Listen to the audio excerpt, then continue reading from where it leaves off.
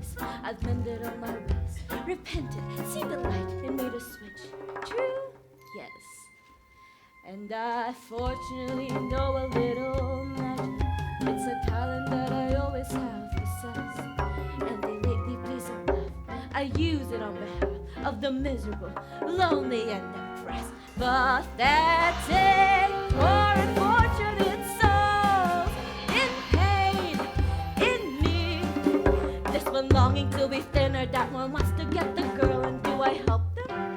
Yes, indeed. Poor, unfortunate souls, it's sad, but true. They come flocking to my cauldron, crying spells, cursing the police, and I help them? Yes, I do. Now it's happened once or twice.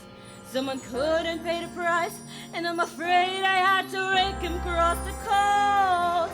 Yes, I've had the odd complaint, but on the whole, I've been a saint to those poor unfortunate souls. Here's my best offer, baby things. I know a spell that will turn into human for 3 days. Now, it's got a procedural clause, sort of a quid pro quo. Before the sun sets on the 3rd day, you've got to get the old prince here to kiss you. If you do, you stay human forever. And if I don't? Nothing drastic, darling, I'm sure. Oh, look, small print. You're doomed to spend eternity in my watery hell so clear. Lawyers, don't you just love them? Of course there is one more thing. My fee.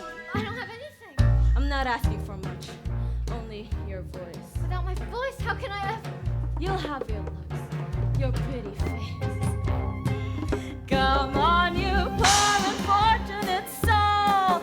Go ahead, make your choice. I'm a very busy woman and I haven't got all day. It won't cost much, just your voice. You poor unfortunate soul. It's sad, but true. If you wanna cross the bridge, must be